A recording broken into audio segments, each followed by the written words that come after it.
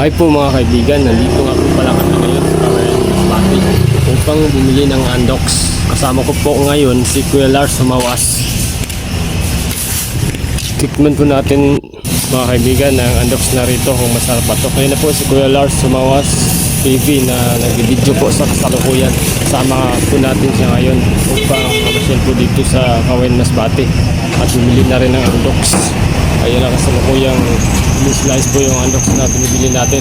Libre po ito ni Kuya Lars Sumawas mga kaibigan. Ayun po siya mga kaibigan na bibidyo po. I-try po natin tikman ang Andox na rito kung malasa po ito. Gusto po ni Kuya Lars Sumawas na kumain ng Andox. Andiyan po binabayaran na niya ang Andox at pagkatapos nito ay uuwi na po kami upang magsasayang dun sa bahay namin upang makakain na rin kami pag uwi namin.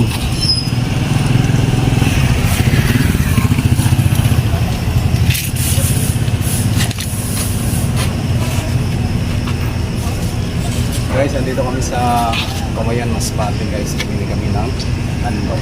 May Andox dito sa Kawayan Masbate. Finally, luto na po yung kanin natin, no? Kaya kumakain na kami ngayon. Kasama po namin ang tatay ni Kuya Lars Sumawas na si Tio Levy na kumakain ngayon sa pagkainan. Medyo ayos din pala ang lasa ng Andox nila, no? Medyo marami-rami rin na makakain natin kanin ngayon dahil medyo masarap pong ulam natin ngayon. Ayun na po. Medyo mainit-init pa ang kanin kaya palamigin muna natin para hindi masisira ang ngipin. Sa mga mahihilig na po pala, no, sa mga hindi pangkaraniwang tanawin kagaya ng mga kuweba o sa mga lugar na medyo kababalaghan ay maaari po tayong mag-subscribe at mag-follow ng ating munting channel upang mas updated pa po tayo sa mga dating pang video na aking gagawin sa dating mga araw. Tanghalian sa probinsya.